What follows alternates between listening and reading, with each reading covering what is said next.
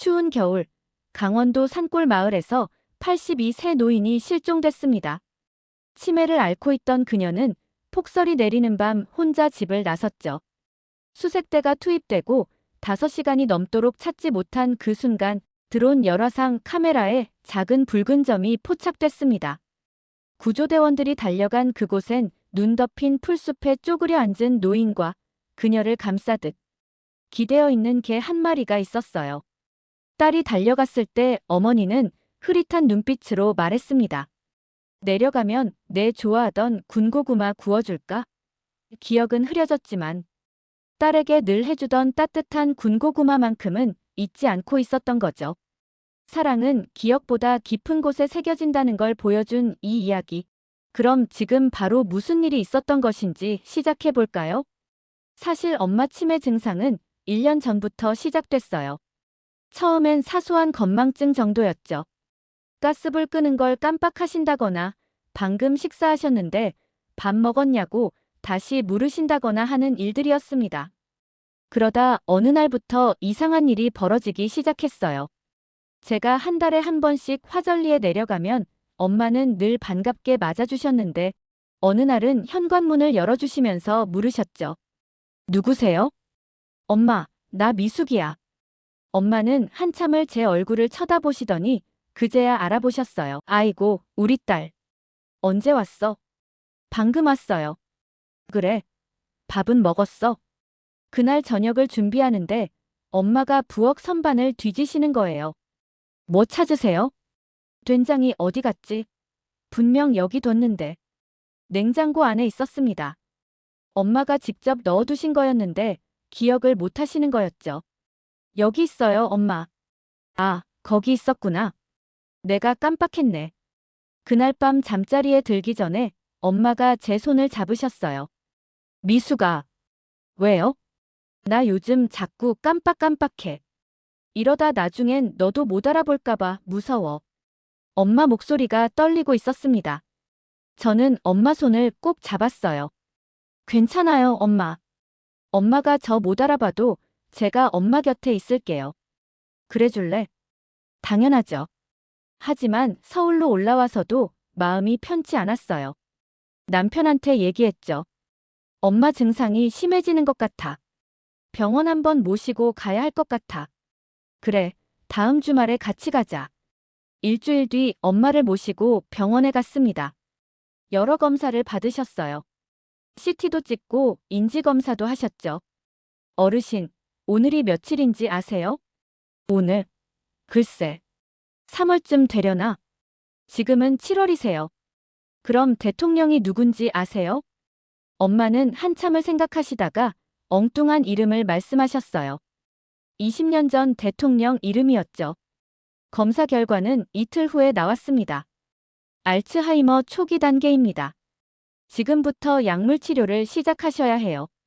의사 선생님 말씀이 머릿속에서 맴돌았어요. 알츠하이머, 치매. 진행을 늦출 수는 있지만 완치는 어렵습니다. 보호자분이 잘 돌봐드셔야 해요. 네, 알겠습니다. 그날부터 엄마는 약을 드시기 시작했어요. 하루에 2알씩이었죠. 하지만 약을 드셨는지 안 드셨는지 자꾸 까먹으셨습니다. 제가 약통에 요일별로 약을 정리해드렸어요. 엄마, 이거 보세요. 월요일, 화요일, 수요일. 매일 아침 하나씩 드시면 돼요. 그래, 알았어. 하지만 전화로 확인하면 안 드신 날이 많았어요. 엄마, 오늘 약 드셨어요? 먹었지. 약통 한번 확인해 보세요. 확인해 보시면 안 드신 게 분명했습니다. 어머, 내가 안 먹었네. 지금 먹어야겠다. 이런 일이 반복되자 저는 고민에 빠졌어요. 매일 전화로 확인할 수도 없고 그렇다고 화절리로 이사 갈 수도 없는 상황이었죠. 아이들이 학교를 다니고 있었거든요. 그러던 어느 날이었어요. 동네 슈퍼주인 아주머니한테서 전화가 왔습니다. 미숙 씨, 나 화절리 슈퍼주인인데. 아, 네. 무슨 일이세요? 어머니가 오늘 여기 3번이나 오셨어. 똑같은 거 사시면서 방금 산 걸 기억 못 하시더라고. 아이고, 죄송해요. 제가 내려가서 챙겨드릴게요. 괜찮아. 그냥 알려드리려고. 요즘 많이 안 좋아지신 것 같던데 조심하셔. 마음이 무거웠습니다. 그 주말에 바로 내려갔어요. 집에 가보니 냉장고에 똑같은 두부가 5모나 들어있었어요. 계란도 3판이나 있었죠. 전부 유통기한이 지난 것들이었습니다. 엄마, 이거 언제 사신 거예요? 글쎄, 어제였나? 모레였나? 냉장고를 정리하면서 눈물이 났어요. 혼자 사시는 게 이제 힘드실 것 같았죠. 그날 저녁 엄마랑 오랜만에 둘이서 밥을 먹었습니다. 엄마가 좋아하시는 된장찌개를 끓였어요. 엄마 손맛엔 못 미치지만 먹을만하죠? 맛있다. 우리 딸 요리 솜씨 좋아졌네. 밥을 먹다가 엄마가 갑자기 물으셨어요.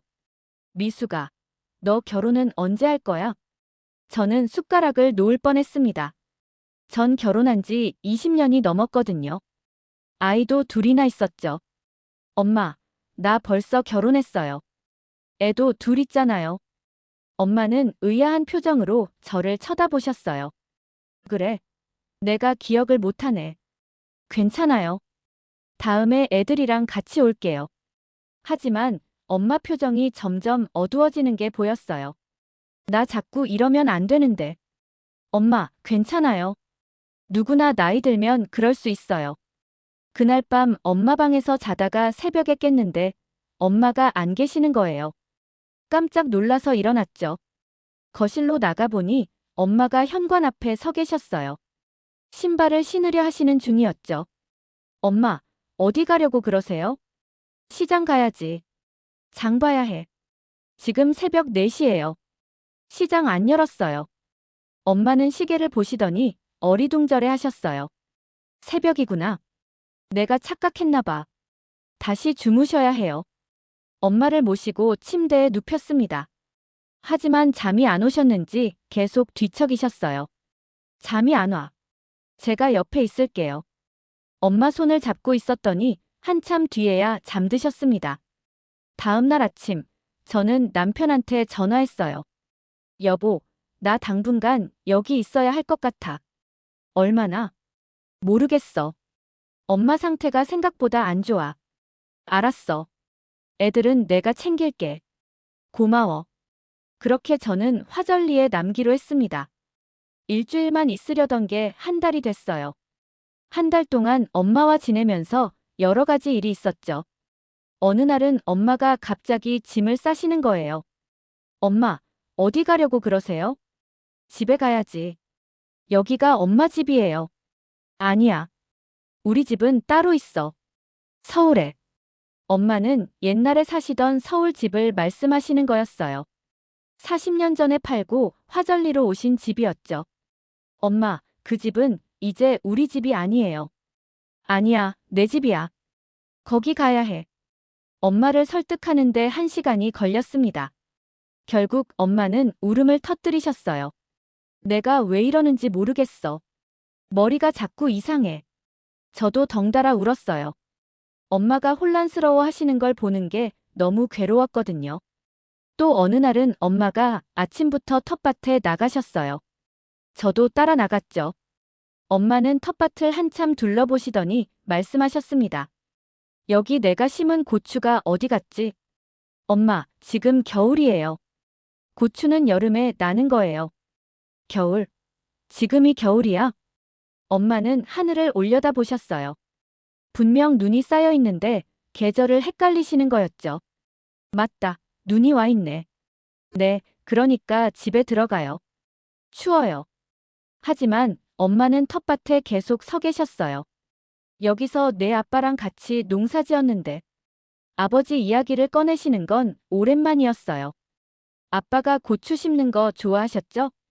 응, 고추랑 토마토. 매년 심었어. 엄마 얼굴에 잠깐 옛날 기억이 스쳐 지나가는 것 같았어요. 내 아빠 참 좋은 사람이었는데. 네, 알아요. 어디 갔지? 가슴이 철렁했습니다. 방금 전까지 아버지 이야기를 하시다가 또 잊으신 거예요. 엄마, 아빠는 하늘나라 가셨어요. 오래전에요. 엄마는 고개를 끄덕이셨어요. 하지만 이해하신 건지 안 하신 건지 알 수가 없었죠. 그렇게 한 달이 지나고 엄마는 조금씩 안정을 찾아가시는 것 같았어요. 약도 제가 챙겨드리니까 꼬박꼬박 드셨고요. 어느 날은 엄마가 갑자기 제 이름을 정확히 부르셨어요. 미수가. 네, 엄마. 고마워. 뭐가요? 여기 있어줘서. 그 말에 눈물이 났습니다. 엄마가 제 마음을 알아주시는 것 같아서요. 당연한 거예요, 엄마. 그날 저녁엔 오랜만에 군고구마를 구웠어요. 아궁이에 불을 지피고 고구마를 넣었죠. 이거 내가 좋아하는 거지. 엄마도 좋아하세요. 나도. 네, 제일 좋아하세요.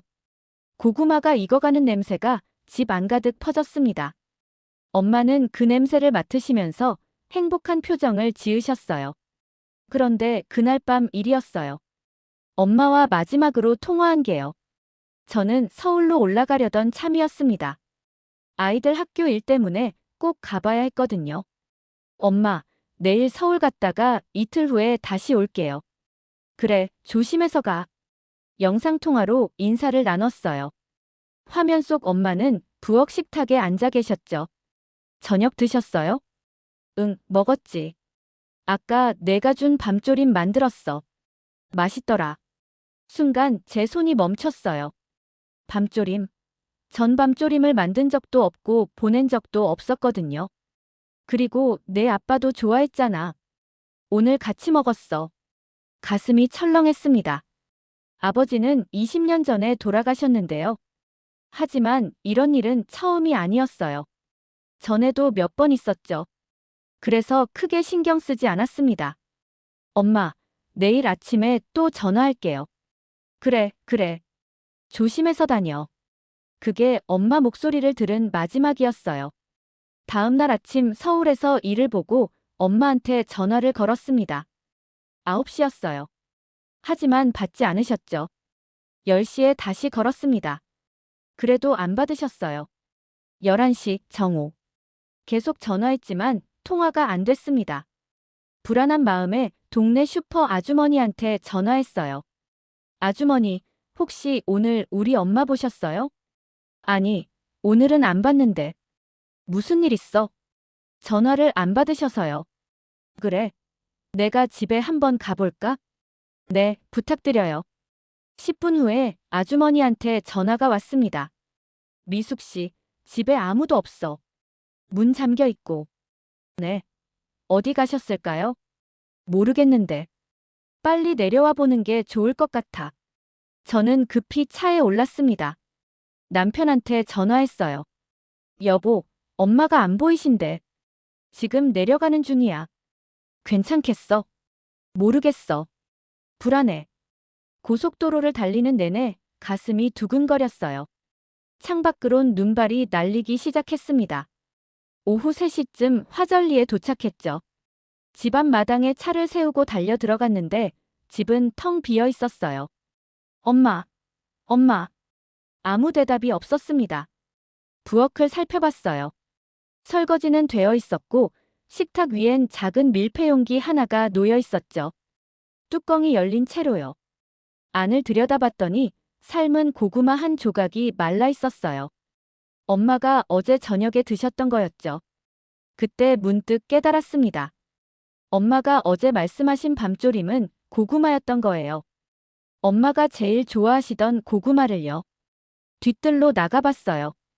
엄마가 아끼던 게보리도 보이지 않았습니다. 계집은 비어 있었죠. 바로 경찰에 신고했어요. 여보세요. 저희 어머니가 실종된 것 같아요. 치매가 있으세요. 언제부터 안 보이셨나요? 어제 저녁까진 통화했는데 오늘 아침부터 연락이 안 돼요. 지금 바로 출동하겠습니다. 경찰과 구조대가 도착한 건 30분 후였어요.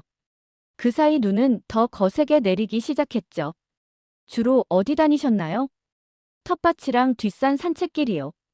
근데 요즘엔 혼자 멀리 안 나가셨어요. 보행 보조기는 사용하셨나요? 네, 요즘엔 꼭 짚고 다니셨어요.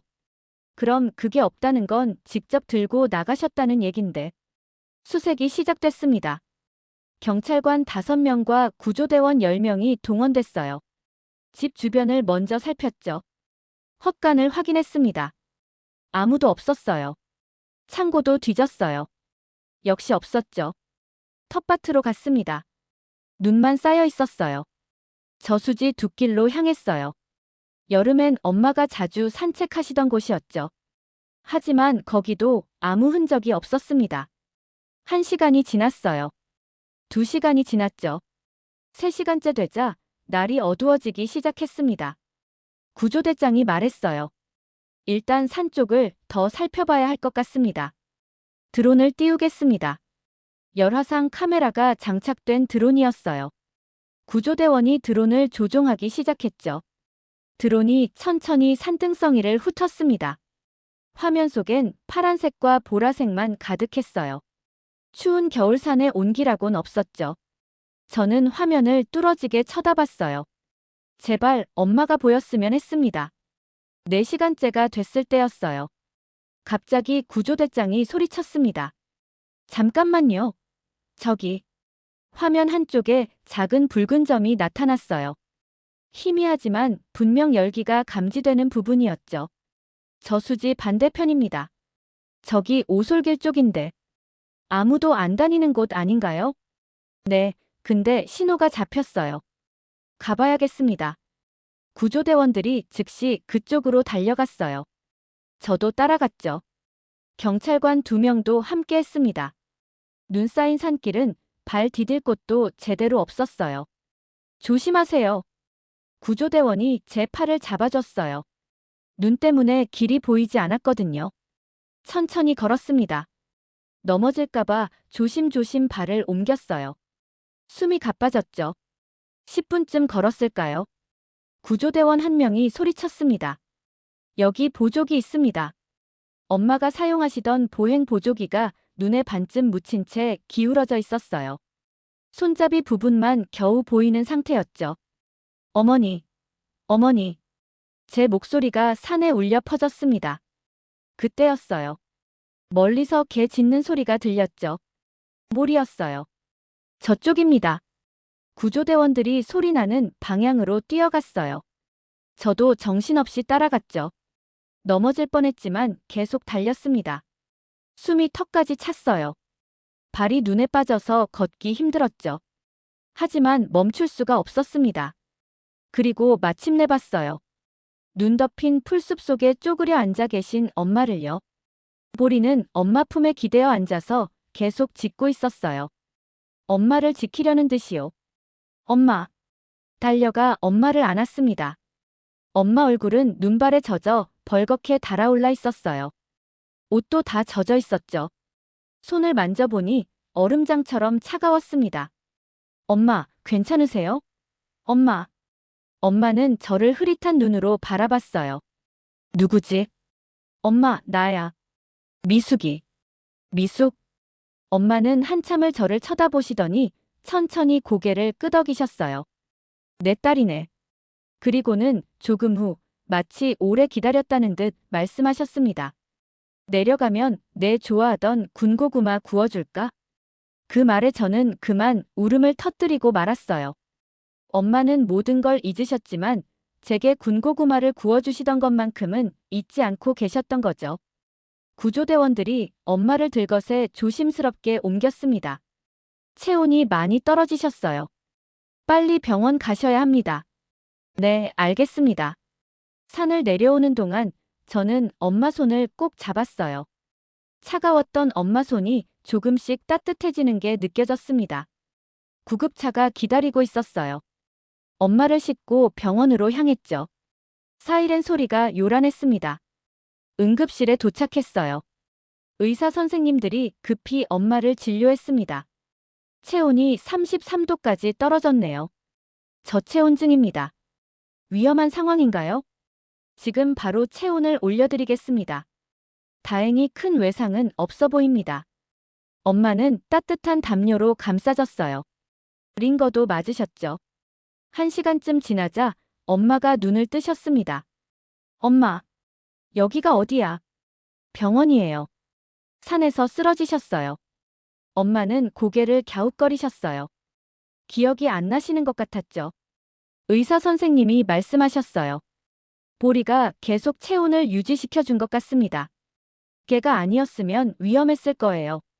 보리는 병원 밖에서 기다리고 있었어요. 동물은 들어갈 수 없었거든요. 검사 결과가 나왔습니다. 경미한 저체온증과 탈진입니다. 하루 입원하시고 상태 보겠습니다. 네, 감사합니다. 그날 밤 저는 엄마 병상 옆에서 잤어요. 간이 침대에 누웠지만 잠이 오지 않았습니다. 엄마는 평화롭게 주무시고 계셨어요. 규칙적인 숨소리가 들렸죠. 창밖을 보니 여전히 눈이 내리고 있었어요. 하얀 눈이 병원 마당을 덮고 있었습니다. 오늘 하마터면 엄마를 잃을 뻔했어요. 생각만 해도 아찔했죠. 다음 날 아침 퇴원했습니다. 집으로 돌아오니 보리가 반갑게 맞아줬어요. 보리야, 고마워. 내가 엄마 지켜줬구나. 보리 머리를 쓰다듬어 줬더니 꼬리를 흔들었습니다. 엄마는 부엌으로 가셨어요. 뭐 하실 거예요, 엄마? 고구마 구워야지. 엄마는 아궁이 앞에 앉으셨어요. 그리고 장작을 넣으려 하셨는데 손이 너무 떨려서 제대로 넣지 못하셨습니다. 제가 할게요. 제가 대신 장작을 넣고 불을 지폈어요. 고구마를 씻어서 아궁이에 넣었죠. 엄마랑 저는 나란히 앉아 고구마가 익기를 기다렸습니다. 불꽃이 타닥타닥 소리를 내며 타올랐어요. 고구마 익는 냄새가 서서히 퍼지기 시작했죠. 엄마가 조용히 말씀하셨습니다. 이거 내가 제일 좋아하잖아. 엄마도 좋아하시잖아요. 나는 괜찮아. 너 먹는 거 보는 게 더 좋아. 똑같은 말이었어요. 수십 년 전이나 지금이나 변하지 않은 말이었죠. 저는 그제야 깨달았습니다. 엄마가 평생 저한테 해주셨던 모든 순간들이 떠올랐어요. 추운 겨울 군고구마 한 입을 건네시던 엄마 표정, 배고플까 걱정하시며 손을 덮여주시던 그 손길, 늦게까지 공부하는 저를 위해 야식을 챙겨주시던 모습, 제가 아플 때 밤새 간호해주시던 엄마. 그 모든 게 엄마 삶의 전부였다는 걸요. 기억은 흔들리고 시간은 사라져가도 사랑만큼은 끝까지 지워지지 않는다는 걸 알았습니다. 고구마가 다 익었어요. 꺼내서 하나를 쪼갰는데 김이 모락모락 올라왔죠. 노란 속살이 그대로 드러났습니다. 엄마, 드세요.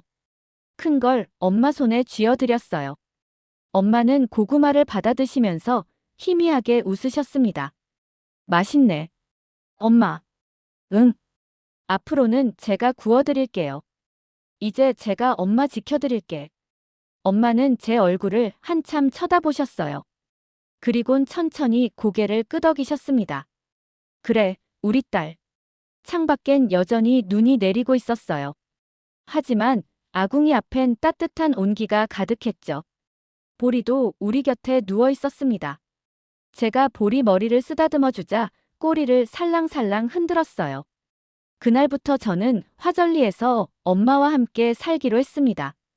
완전히 이사를 온 건 아니었지만 대부분의 시간을 엄마와 보내기로 한 거예요. 남편과 아이들은 이해해줬어요. 당연한 거야. 어머니 돌봐드려야지. 고마운 사람들이었죠. 처음엔 힘들었어요. 서울과 화절리를 오가며 생활하는 게 쉽지 않았거든요. 하지만 점점 익숙해졌습니다. 엄마와의 일상도 자리를 잡아갔어요. 아침마다 텃밭을 둘러봤죠. 엄마는 여전히 어제 일을 기억하지 못하셨지만 텃밭만큼은 잊지 않고 계셨습니다. 여기 배추 심어야 해. 지금은 겨울이라 못 심어요, 엄마. 그래. 그럼 언제 심어? 봄 되면 심어요. 봄. 봄이 언제지? 같은 대화를 하루에도 몇 번씩 반복했어요. 하지만 짜증나지 않았습니다. 오히려 소중하게 느껴졌죠. 저녁마다 군고구마를 구워드렸어요. 엄마는 그걸 드시면서 늘 똑같이 말씀하셨습니다.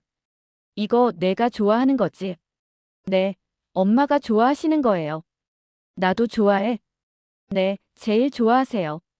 그러면 엄마는 신기하다는 듯 웃으셨어요. 겨울이 지나고 봄이 왔어요. 텃밭에 배추를 심었습니다. 엄마는 신이 나서 씨앗을 뿌리셨어요. 이게 뭐였더라? 배추예요, 엄마. 배추. 맞아, 배추. 씨앗을 뿌리고 물을 주셨어요. 엄마 손놀림은 여전히 능숙했습니다. 여름이 왔어요. 배추가 자라기 시작했죠. 작은 싹이 돋아났습니다. 엄마는 매일 텃밭에 나가 배추를 보셨어요. 이거 누가 심었어? 엄마가 심으셨어요. 내가. 언제? 봄에요. 그랬구나. 가을이 왔습니다. 배추가 무럭무럭 자라났어요. 크고 싱싱한 배추들이었죠. 엄마는 배추를 보시면서 기뻐하셨어요. 잘 컸네. 네, 엄마가 잘 키우셨어요. 내가 키웠어? 네. 엄마는 배추를 쓰다듬으셨어요. 마치 손자를 대하듯이요.